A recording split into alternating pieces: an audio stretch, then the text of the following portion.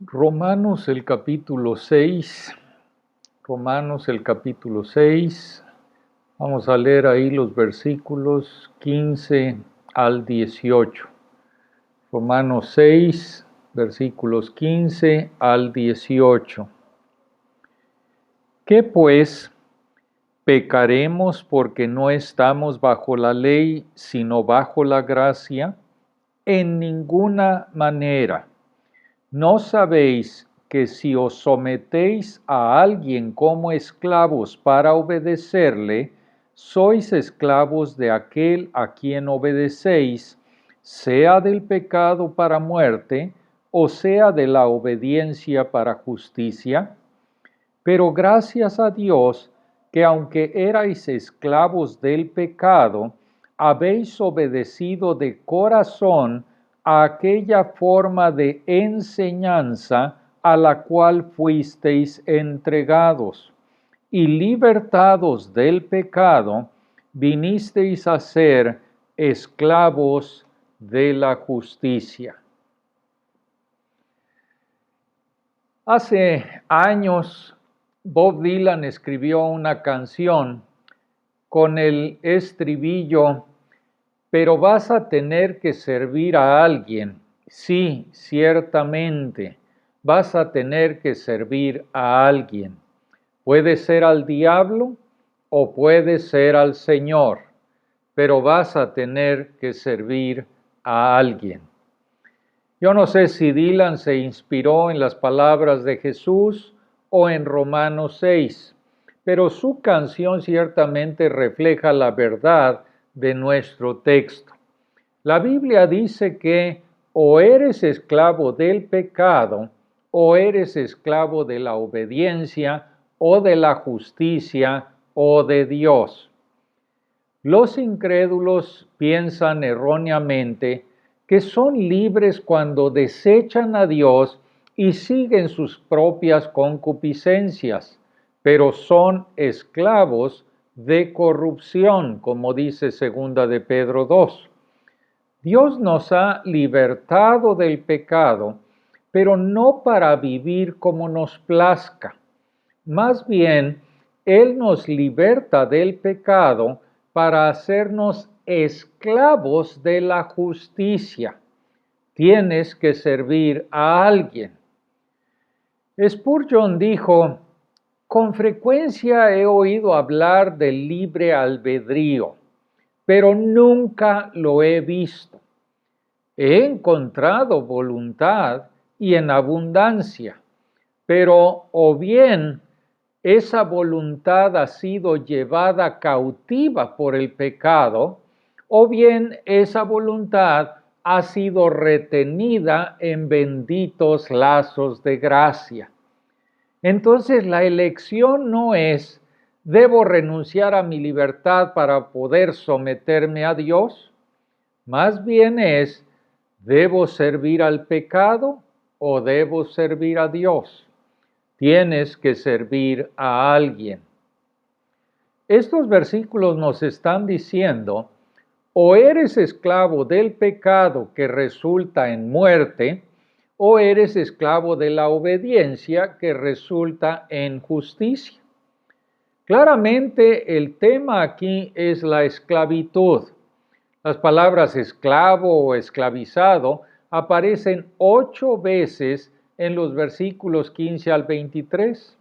Además, obediencia, obediente, obedecer aparecen 4 veces. Entonces, el problema aquí es de quién eres esclavo.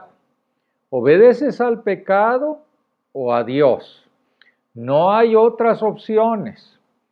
Vamos a analizar el texto bajo 3 encabezados. Si crees que estar bajo la gracia significa que eres libre de pecar, no entiendes la gracia de Dios. El versículo 15 dice: ¿qué pues? ¿Pecaremos porque no estamos bajo la ley sino bajo la gracia? En ninguna manera. Y este versículo es similar en muchos sentidos y sin embargo diferente a los versículos 1 y 2 del mismo capítulo 6. ¿Qué pues diremos? ¿Perseveraremos en el pecado para que la gracia abunde? En ninguna manera. Y allí Pablo estaba respondiendo a la posible conclusión lógica de su declaración: donde abundó el pecado, sobreabundó la gracia. La conclusión equivocada sería: entonces pequemos mucho para que obtengamos mucha gracia. Pero en el versículo 15, Pablo está respondiendo a un crítico potencial que abusaría de esa declaración: no estáis bajo la ley, sino bajo la gracia. Y este crítico habría dicho: si no estamos bajo la ley, sino bajo la gracia, entonces somos libres para pecar sin ninguna preocupación de condenación. Así que en este caso no pecamos para que la gracia abunde, sino porque la gracia ha reemplazado a la ley. Pero aquí Pablo responde, como lo hizo en el versículo 2, con la condenación más fuerte posible: en ninguna manera. Como dije la semana pasada, el tema de la ley y la gracia es uno de los temas teológicos más difíciles de la Biblia y no podemos resolver todos los temas aquí, pero muchas veces se ha llevado a dos extremos que debemos evitar. Algunos han temido que si enfatizamos demasiado la gracia de Dios, la gente caerá en el pecado y en el libertinaje, y así prácticamente vuelven a poner a la gente bajo la ley al enfatizar las reglas para lo que consideran una vida santa. Y a menudo estos no son mandamientos bíblicos, sino normas culturales conservadoras o reglas hechas por el hombre, respaldadas por versículos bíblicos sacados de contexto. Invariablemente, los legalistas no se enfocan en los pecados del corazón, como el orgullo o la falta de amor a Dios, sino en los pecados externos que pueden juzgarse fácilmente. Los fariseos y los judaizantes fueron los principales defensores de esta espiritualidad falsa y superficial. Y en el otro extremo del espectro están aquellos que han concluido: si estamos bajo la gracia, entonces el pecado no importa. Y estas personas ven a Dios como un anciano amoroso, tolerante y agradable en el cielo, que nunca juzgaría a nadie. Así que confunden la gracia con el significado de que Dios no está preocupado por nuestro pecado, y esto conduce al libertinaje.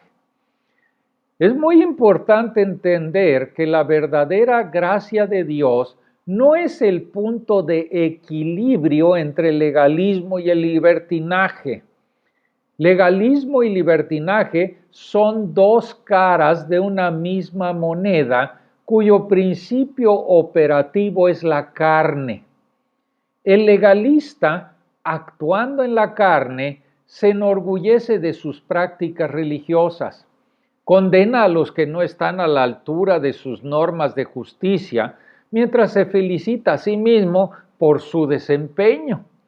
Se imagina que guardando la ley puede encomendarse a Dios, pero él está operando en la carne, no está examinando su corazón ante Dios. Y es obvio que la persona libertina está operando también en la carne, cede a los deseos de la carne y los justifica equiparando la gracia con la tolerancia del pecado. Entonces, tanto el legalismo como el libertinaje provienen de la carne pecaminosa. La gracia de Dios se opone a ambas, no como su punto de equilibrio, sino como una forma completamente diferente de relacionarse con Dios. Como hemos visto, predicar la gracia de Dios siempre nos expone a la acusación de libertinaje por parte de los legalistas. Le pasó al Señor Jesús, le pasó a Pablo, nos pasará a nosotros, pero los que acusan no entienden la gracia en absoluto, como muestra la fuerte reacción de Pablo: en ninguna manera. Si hemos respondido a la buena noticia de que Dios justifica gratuitamente a los impíos solo por la fe, aparte de las obras, entonces odiaremos el pecado que puso a nuestro Salvador en la cruz. Ahora estamos identificados con Él en su muerte al pecado y resurrección a una nueva vida. Esa nueva vida de Cristo en nosotros se manifiesta en la obediencia a Dios. Pablo lo muestra en el versículo 19. La iniquidad es la marca del esclavo del pecado. La justicia es la marca del que ha recibido la gracia de Dios. Y entonces puedes probarte a ti mismo con esto. Si piensas que estar bajo la gracia significa que eres libre de pecar o que simplemente puedes encogerte de hombros acerca de tu pecado como si no fuera gran cosa, no entiendes la gracia de Dios.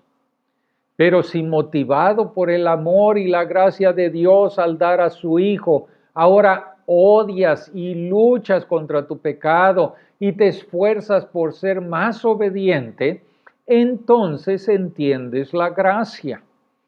La gracia de Dios nos instruye, nos enseña que renunciando a la impiedad y a los deseos mundanos, vivamos en este siglo sobria, justa y piadosamente.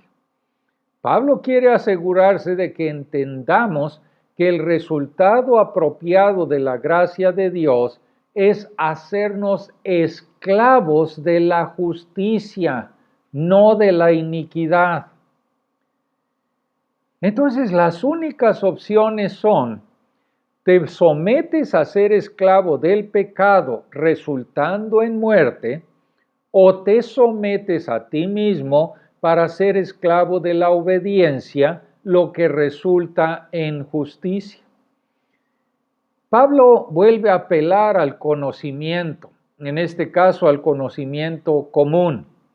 Versículo 16, ¿no sabéis que si os sometéis a alguien como esclavos para obedecerle, sois esclavos de aquel a quien obedecéis, sea del pecado para muerte, o sea de la obediencia para justicia?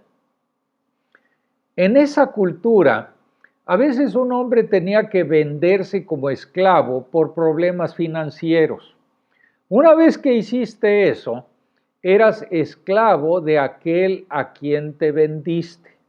Tenías que obedecerle como tu amo. El punto de Pablo aquí, sin embargo, no es tanto que un esclavo tenía que obedecer a su amo, sino más bien que el amo al que obedeces muestra de quién eres esclavo. Si obedeces al pecado, muestra que eres un esclavo del pecado, encaminado hacia la muerte eterna. Si obedeces a Dios, demuestras que eres su esclavo, lo que resulta en justicia. Si hay un cambio de amos, obedeces a tu nuevo amo. Así que el amo al que obedeces muestra de quién eres esclavo ahora.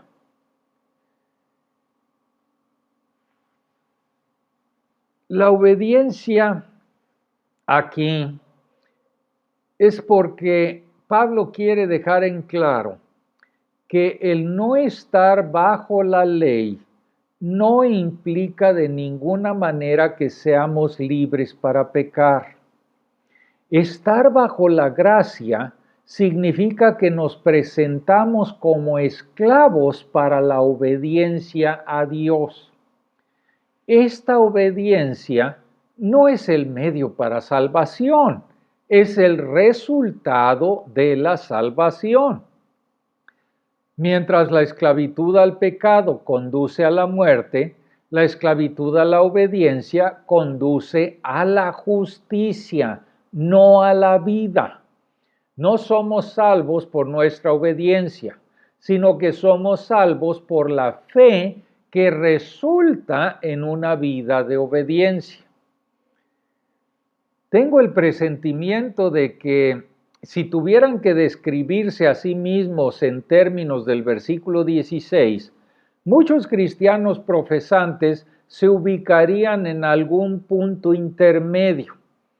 Dirían, no soy realmente un esclavo del pecado, pero probablemente sería una exageración decir que soy un esclavo de la obediencia. Estoy un poco en ambos campos. Pero la Biblia no nos da esa opción.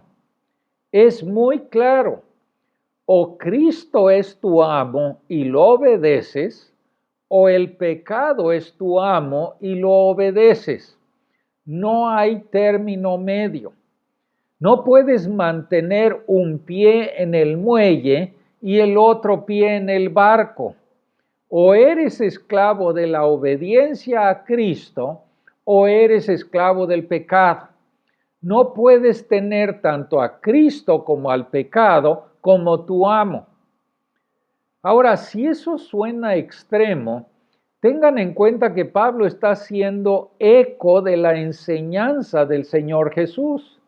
Jesús dijo ahí en Mateo 6:24, ninguno puede servir a dos señores, porque aborrecerá al uno y amará al otro, o estimará al uno y menospreciará al otro. No podéis servir a Dios y a las riquezas. En Mateo 7, Jesús dijo que hay dos y solo dos puertas. La puerta estrecha que lleva a la vida y la puerta ancha que lleva a la perdición.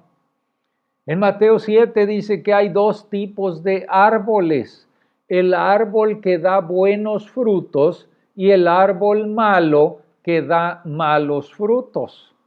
Hay dos clases de constructores que edifican dos clases de casas. Los constructores prudentes edifican sobre la roca. Los constructores insensatos edifican sobre la arena. Los constructores prudentes representan a aquellos que escuchan la palabra de Jesús y la obedecen. Los constructores insensatos oyen las palabras de Jesús, pero no obedecen. Así, todo el mundo sirve a alguien o a algo. Puedes saber a quién sirve una persona por su comportamiento, por sus acciones. Los que viven en pecado son esclavos del pecado.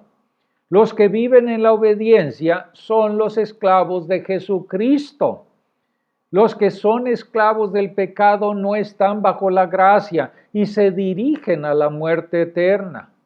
Y aquellos que son esclavos de Cristo han gustado su gracia, están creciendo en justicia y se dirigen a la vida eterna.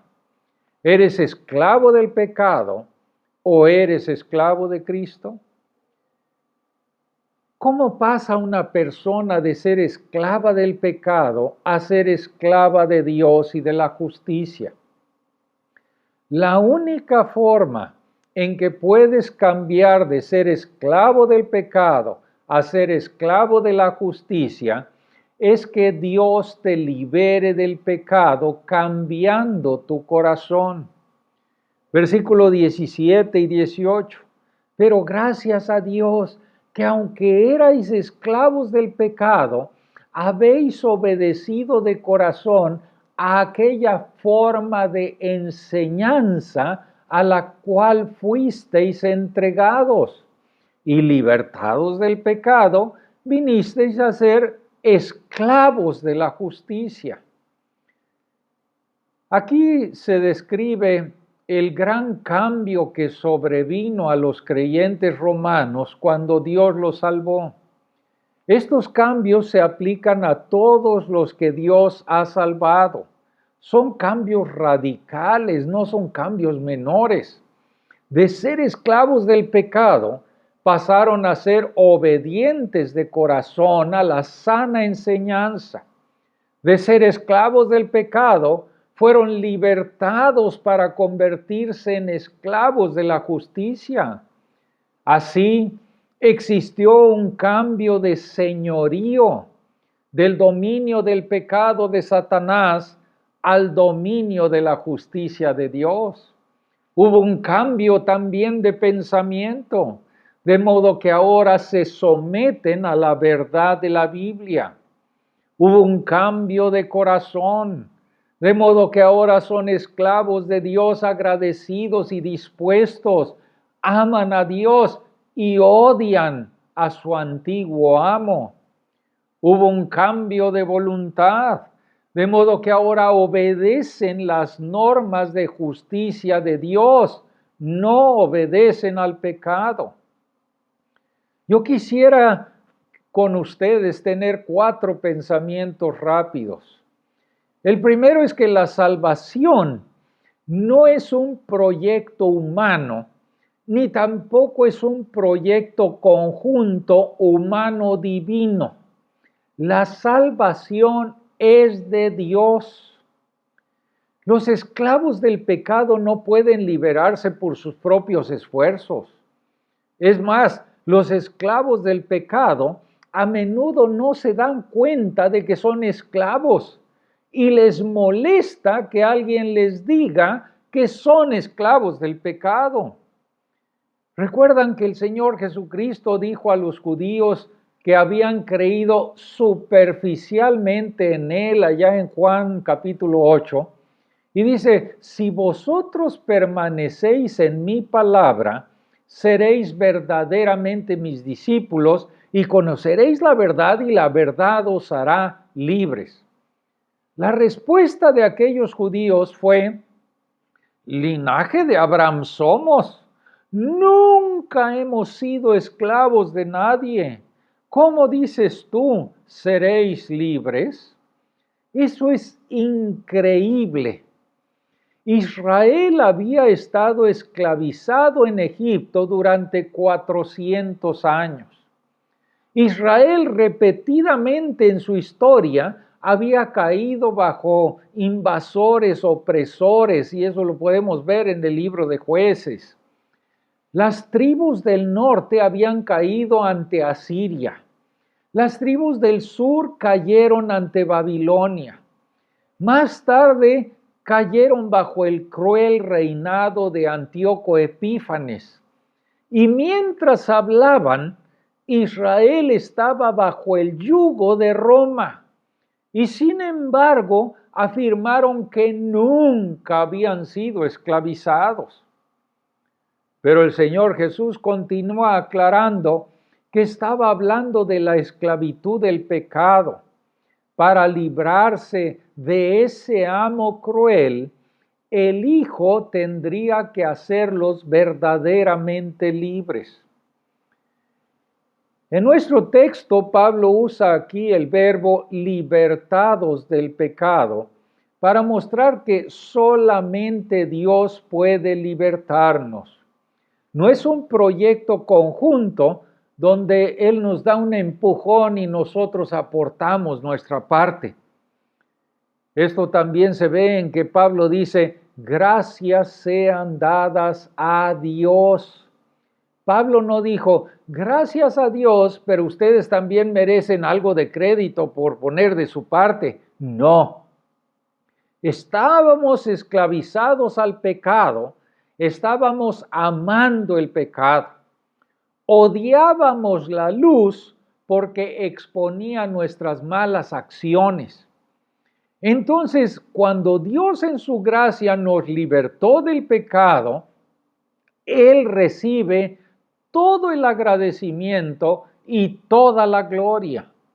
Como dice 1 Corintios, el capítulo 1, versículo 26, somos salvos porque Dios nos escogió como pecadores necios, débiles, viles y menospreciados, para avergonzar a los sabios, poderosos y nobles del mundo, para que nadie se jacte delante de Dios. La salvación es totalmente obra de Dios, no nuestra. Pero la forma en que Dios nos cambia es sometiendo nuestra mente, nuestro corazón y nuestra voluntad a su palabra. Martin Lloyd-Jones tiene un capítulo en su serie de Romanos solamente sobre el versículo 17 y otro capítulo en depresión espiritual, sus causas y su cura. Solo puedo rozar la superficie, así que los remito a sus muchas ideas excelentes que yo he extraído. Primero, tengan en cuenta que Dios nos cambia al traer nuestras mentes bajo la enseñanza de su palabra. Los eruditos debaten sobre por qué Pablo dice forma de enseñanza o ejemplo o patrón de enseñanza en lugar de simplemente enseñanza. Pero no podemos ser dogmáticos, pero mi conjetura por el contexto es que él está contrastando la enseñanza del Evangelio de la Gracia con la falsa enseñanza tanto de los legalistas como de los antinomianistas. En otras palabras, se está refiriendo al tipo de enseñanza que ha establecido en la carta a los romanos hasta este punto, y especialmente a la prueba fundamental de que la sana enseñanza conduce a una conducta piadosa. Pero Dios no solamente cambia nuestras mentes para que se ajusten a la sana enseñanza. Él cambia nuestros corazones. Y algunos eruditos pueden estudiar la Biblia en los idiomas originales y diseccionarla como un biólogo disecciona un espécimen. Pero la verdad no ha afectado sus corazones. Pero como argumenta acertadamente Jonathan Edwards en su tratado sobre los sentimientos religiosos, la verdadera religión en gran parte consiste en afectos santos. Es decir, Dios cambia nuestro corazón y nuestros deseos. Debemos entender la verdad con nuestras mentes, pero también nuestros corazones deben regocijarse y abrazar voluntariamente la verdad. La evidencia de este cambio de mente y de corazón es que nuestra voluntad obedece gustosamente a la verdad. Ser obediente de corazón no es una obediencia exterior a regañadientes, sino una alegre obediencia interior. Es obediencia a nivel del corazón, donde solamente Dios ve. No obediencia externa para impresionar a otros con lo espirituales que somos. Pero también la enseñanza no está encomendada a los cristianos, sino que los cristianos han sido entregados a la enseñanza. Ustedes esperarían que Pablo dijera que la enseñanza fue encomendada a los cristianos. La antigua Biblia, King James, lo tradujo erróneamente de esa manera. Pero la traducción correcta es a la que fuisteis entregados, la sana enseñanza a la que fuisteis entregados. Se regocija el apóstol porque ellos obedecieron de todo corazón el evangelio en el cual fueron puestos como en un molde. El punto de Pablo es que Dios vierte a sus hijos nuevos en el molde de la verdad divina. Los creyentes nuevos tienen un deseo innato y apremiante de conocer y obedecer la palabra de Dios. Y esto se alinea con la analogía de la esclavitud que Pablo usa aquí. La idea es que convertirse en cristiano significa estar bajo la autoridad de la palabra de Dios. Los cristianos no juzgamos a la palabra, pero la palabra de Dios nos juzga a nosotros. Una persona que ha llegado a estar bajo la gracia de Dios en Cristo se somete a la palabra de Dios.